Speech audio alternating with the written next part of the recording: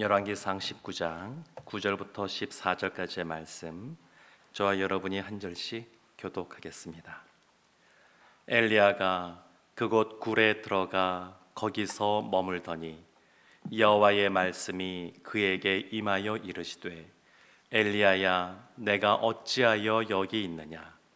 그가 대답하되, 내가 만군의 여호와 열심히 유별하오니 이는 이스라엘 자손이 주의 언약을 버리고 주의 제단을 헐며 칼로 주의 선지자들을 죽였음이오며 오직 나만 남았거늘 그들이 내 생명을 찾아 빼앗으려 하나이다.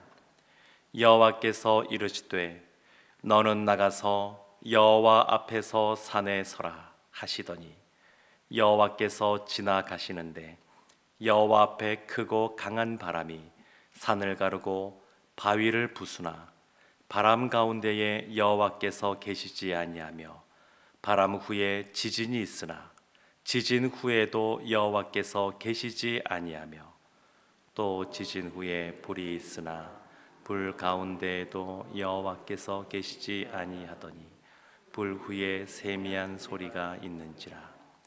엘리야가 듣고 겉옷으로 얼굴을 가리고 나가 굴 어귀에 서매 소리가 그에게 임하여 이르시되, 엘리야야, 내가 어찌하여 여기 있느냐? 그가 대답하되, 내가 만군의 하나님 여호와께 열심히 유별하오니 이는 이스라엘 자손이 주의 언약을 버리고 주의 제단을 헐며 칼로 주의 선지자들을 죽였음이오며 오직 나만 남았거늘 그들이 내 생명을 찾아 빼앗으려 하나이다. 아멘.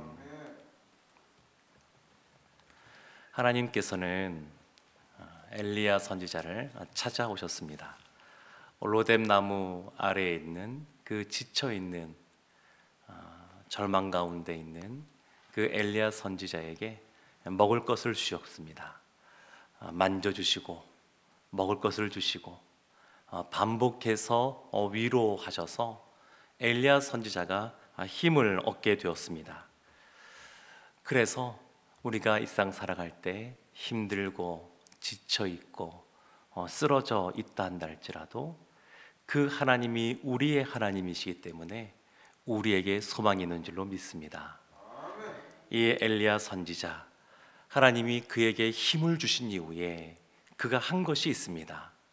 오늘 본문 앞에 나와 있는 7절과 8절 말씀입니다.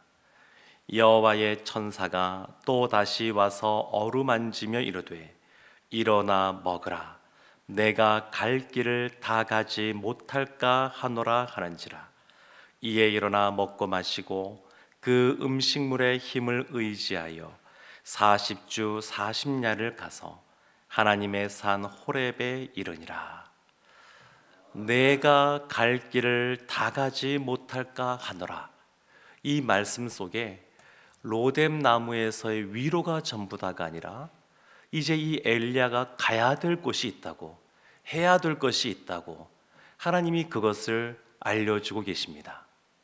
그러면서 이 엘리야가 힘을 얻어서 어디로 가냐면 하나님의 산 호렙으로 갑니다. 40주 40야를 그 시간을 걸려서 호렙산에 갑니다.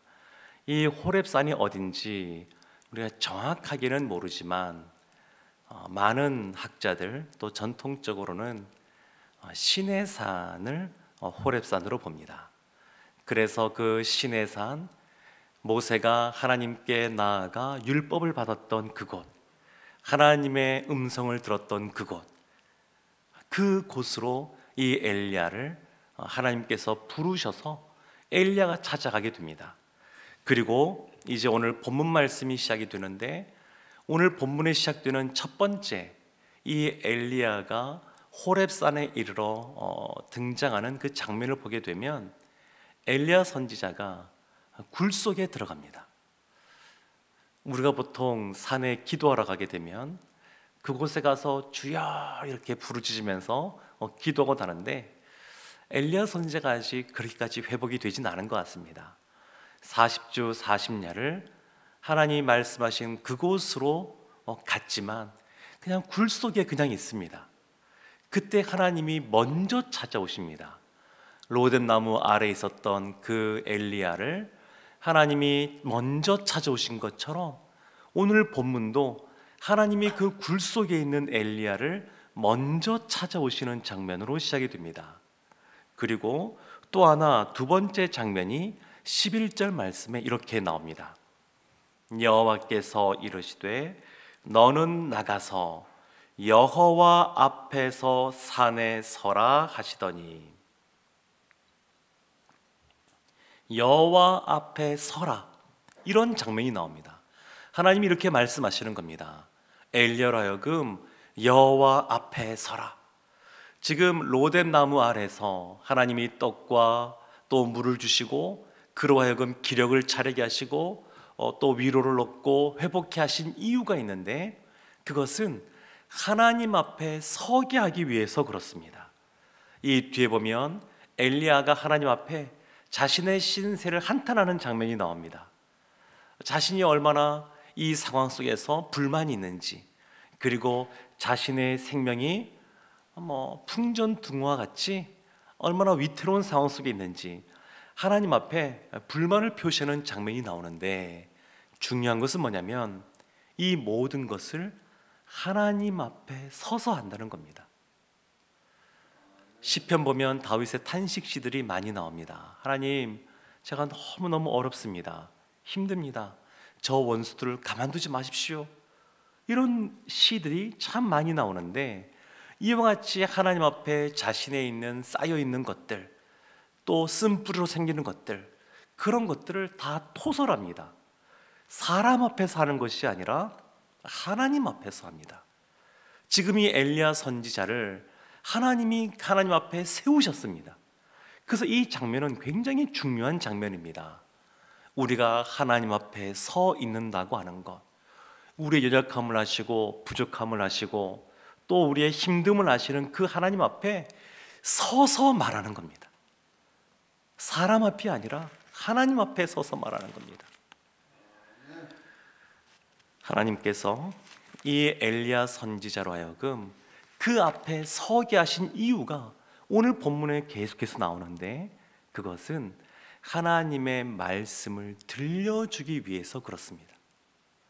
그러니까 1차적으로 로뎀나무 아래에서 먹을 것을 주시고 육적인 그러한 양식을 통하여 쉼을 통하여 힘을 얻게 하시는 것이 1차적인 위로라 그러면, 2차적인 위로, 더 깊은 위로, 진짜 하나님이 주기 원하시는 위로가 있는데, 그것은 생명의 떡인 말씀을 통하여 주어집니다. 사랑하는 성도 여러분, 하나님께서는 엘리야 선지자를 세우고 있습니다. 우리가 하나님 앞에 진정한 위로를 얻으려면 어떻게 해야 되겠습니까? 하나님 앞에 서야 됩니다. 엘리야 선지자가 하나님 말씀을 들은 것처럼 하나님 앞에 서서 하나님의 말씀을 들어야 됩니다. 하나님 앞에 설 정도로 힘이 없다, 그것도 못하겠다, 너무 어렵다, 이러면 어떻게 되겠습니까? 하나님 앞에 설 수 있도록 힘을 달라고 기도해야 됩니다. 하나님의 진정한 위로는 하나님 앞에 서서 하나님 말씀을 들을 때에 시작이 됩니다. 오늘 말씀 9절부터 보게 되면 이 전체적으로 하나님이 엘리야에게 2번 질문하시는 장면이 나옵니다. 그리고 그 2번에 걸쳐서 엘리야가 대답하는 장면이 나오는데, 하나님의 질문이 동일합니다. 똑같은 질문을 하십니다. 그리고 엘리야의 대답도 동일합니다. 똑같은 표현이 오늘 이 짧은 본문에 2번 반복돼서 나옵니다. 9절 말씀, 13절 말씀에 하나님의 반복되는 질문이 있는데, 9절 말씀 이렇게 나옵니다.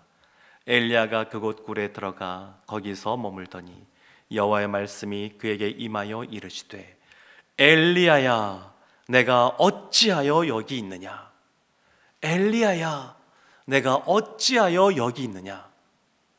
하나님의 이 말씀, 엘리야에게 하신 말씀은 하나님이 불렀으니까 왔죠. 이렇게 엘리야가 답하라고 하나님이 물으시는 것이 아닙니다. 하나님은 엘리야를 하나님의 선지자로서 부르시고 또 세우시고 그에게 주신 사명이 있습니다. 근데 이 엘리야가 여러 가지 마음이 어려워지면서 도망치게 되고 그 사명지에서 벗어난 그러한 모습 속에 있습니다. 그럼 하나님께서 물어보시는 겁니다. 엘리야야, 내가 어찌하여 여기 있느냐? 여기에 엘리야가 굴하지 않고 답합니다. 10절 말씀에 14절과 동일하게 나오는데 이렇게 대답합니다. 그가 대답하되 내가 만군의 하나님 여호와께 열심히 유별하오니 이는 이스라엘 자손이 주의 언약을 버리고 주의 제단을 헐며 칼로 주의 선지자들을 죽였음이오며 오직 나만 남았거늘 그들이 내 생명을 찾아 빼앗으려 하나이다. 엘리야의 항변을 이해 못할 바가 아닙니다. 누구보다 열심히 특심이었던 이 엘리야, 유별나게 하나님 앞에 특별히 충성했던 이 엘리야, 그렇지만 하나님의 사람들이 다 죽임을 당하는 이 상황 속에 본인도 이제 죽음의 위협 앞에 놓여지게 되었다, 이렇게 말하는 겁니다. 욥이 까닭없는 고난, 그가 알 수 없는 그러한 고초 가운데 있을 때에 하나님께, 하나님, 제가 왜 이와 같은 일을 겪어야 됩니까? 왜 이렇습니까? 마치 항변하듯이 이 욥이 반복해서 하나님께 나가는 것처럼 이 엘리야도 그렇습니다. 그런데 이 엘리야의 대답, 하나님이 책망하지 않으십니다. 하나님이 이것을 꼬투리 잡아서 뭐라고 말씀하지 않으십니다. 그렇지만 엘리야의 이 대답은, 바른 대답은 또한 다릅니다. 하나님 앞에 너무너무 몸이 힘들고 마음이 힘들고 영혼이 어려웠다 보니까 차라리 죽는 것이 낫습니다, 이런 말도 하고, 그리고 하나님, 내가 무엇을 잘못했는데 이렇습니까? 이렇게 말할 수 있지만 이것이 성경에서 말하는 바른 대답은 아닙니다. 하나님의 말씀이 모세에게 시내산에서 임할 때에 모세가 보인 반응은 아멘입니다. 아멘. 하나님의 말씀이 이사야에게 임할 때에 이사야가 보인 반응은 뭐냐면, 그전엔 자신만만했는데 화로다, 내가 망하게 되었도다, 거룩하신 하나님의 존재 앞에 꼬꾸라지는 모습이었습니다. 하나님이 사무엘을 부르셨습니다. 그 당시 엘리 제사장, 영적으로 밝은 사람이 아니라 어두운 사람이었음에도 불구하고 사무엘에게 알려줍니다. 사무엘아, 하나님이 또한 부르시거든 너는 이와 같이 말해라. 주여 말씀하시옵소서, 주의 종이 듣겠나이다. 사무엘상 3장 10절에 이렇게 말합니다. 여호와께서 임하여 서서 전과같이 사무엘아 사무엘아 부르시는지라. 사무엘이 이르되 말씀하옵소서, 주의 종이 듣겠나이다. 이런 모습으로 있었어야 됐었습니다. 그러니까 주님이 우리 앞에 우리에게 서라고 말씀하시고 말씀을 들려줄 때 우리의 반응은 사실은 이와 같았어야 됐습니다. 근데 오늘 본문 말씀을 찬찬히 보게 되면 이 엘리야가 내가, 나, 이런 표현을 반복적으로 쓰고 있습니다. 그러니까 어느 순간 그 사역을 감당하면서 지치고 힘들고 본인이 생각한 만큼 상황이 변화되지 않으면서 마음이 좁아지는 겁니다. 그러니까 자기중심적이 되는 겁니다. 처음부터 그랬던 것은 아니지만 사람이 지치니까, 힘드니까 더 많이 넓게 보지 못하고 이해하지 못하고 자기중심적으로 생각하게 되고, 그래서 그와 같이 답변하는 것을 보게 됩니다. 사랑하는 성도 여러분, 이때 하나님의 세미한 음성이 들립니다. 11절과 12절 말씀에 이런 말씀이 나옵니다.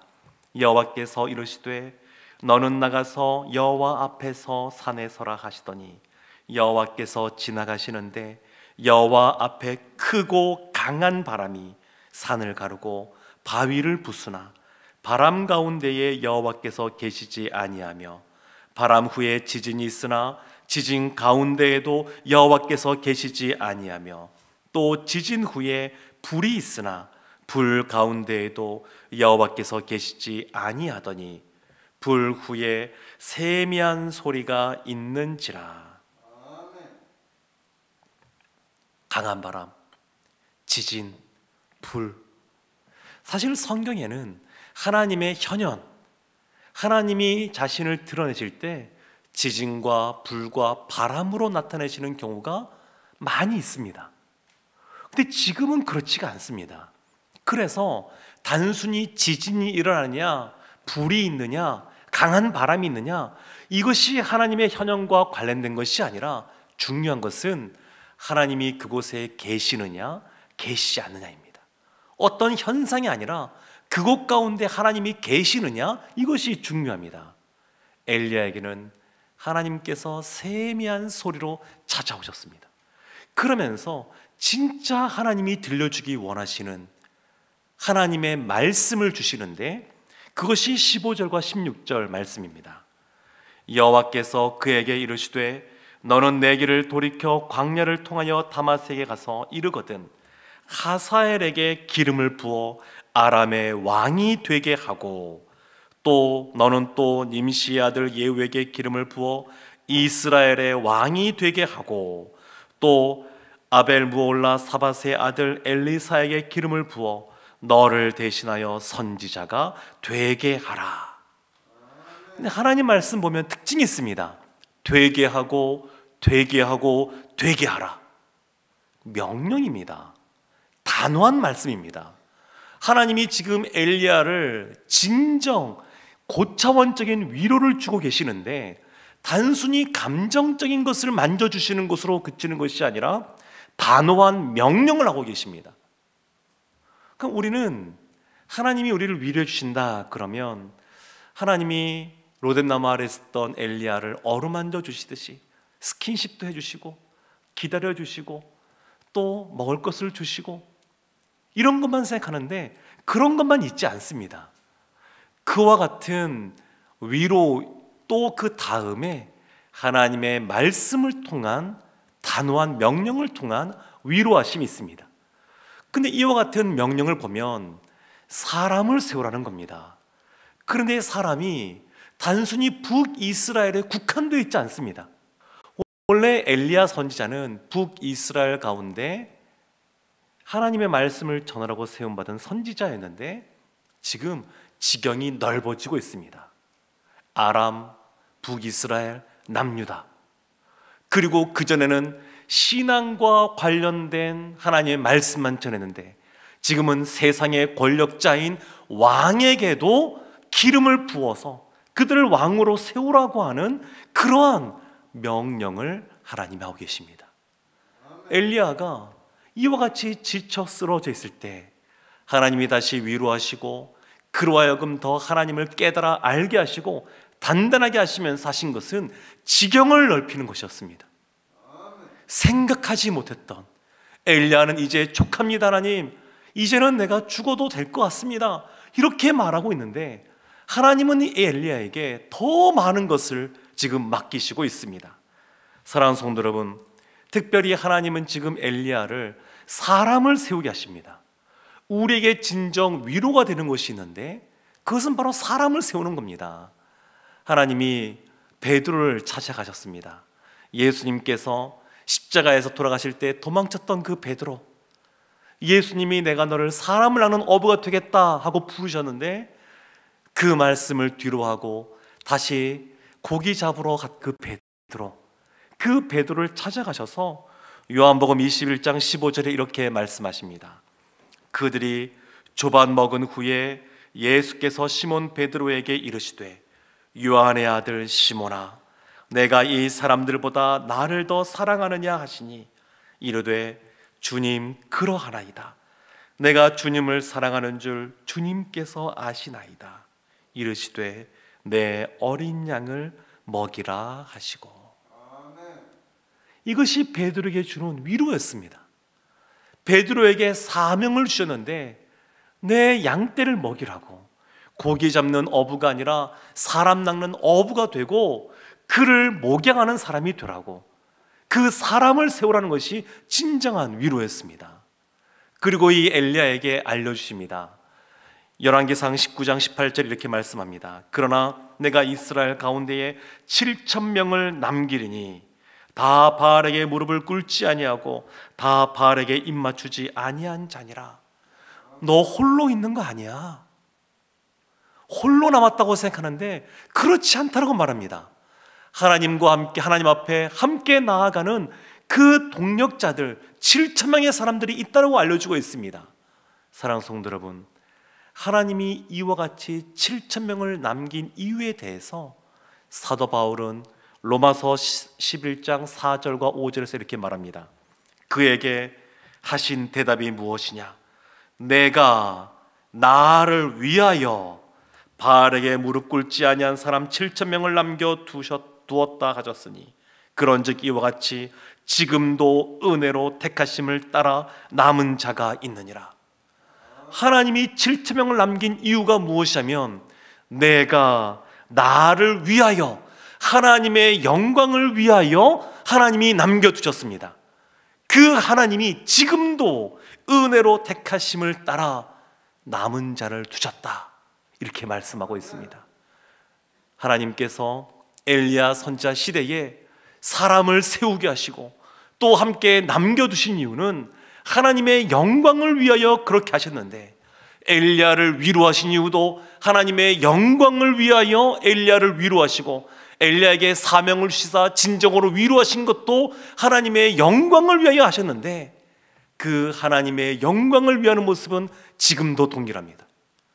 하나님이 우리를 지으신 이유도 하나님의 영광을 위하여 지으셨고, 우리를 부르신 이유도 하나님의 영광을 위하여 부르셨고, 우리로 하여금 위로하시고 사명을 감당케 하시는 것도 하나님의 영광을 위하여 하나님이 그와 같이 행하고 계십니다. 그래서 우리에게 소망이 있습니다. 하나님의 창조 목적, 우리를 지으신 목적, 하나님의 영광을 위함이고 그 일을 위하여 우리를 세우시고 우리에게 위로를 주시고 우리에게 사명을 주시는 분이시기 때문에 우리에게 소망이 있습니다. 우리가 아무리 지쳐 쓰러져 넘어져 있어도 하나님께서는 찾아오셔서, 먼저 찾아오셔서 우리를 위로하실 것이고 힘을 주실 것이고 사명을 주실 것이고, 진정 사명을 감당할 때 우리의 영혼이 살아나게 하실 줄로 믿습니다.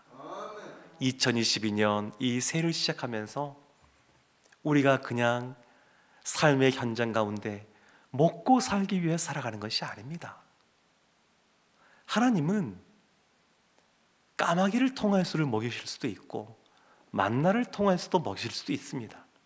그러나 우리의 생업 가운데 우리를 두신 이유는 그곳에서 베드로처럼 사람 낚는 어부가 되고, 그곳에서 그 낚은 어부, 그 고기 같은 그 한 영혼들을 주의 말씀으로 가르치고 양육하고 돌보라고 우리를 부르신 줄로 믿습니다. 그 주님 앞에 단호한 명령, 이것이 진정한 위로인 것을 알고 주님이 주신 사명을 충성되이 감당하기를 소망하는 우리 모두가 되기를 주님의 이름으로 축원합니다. 아멘.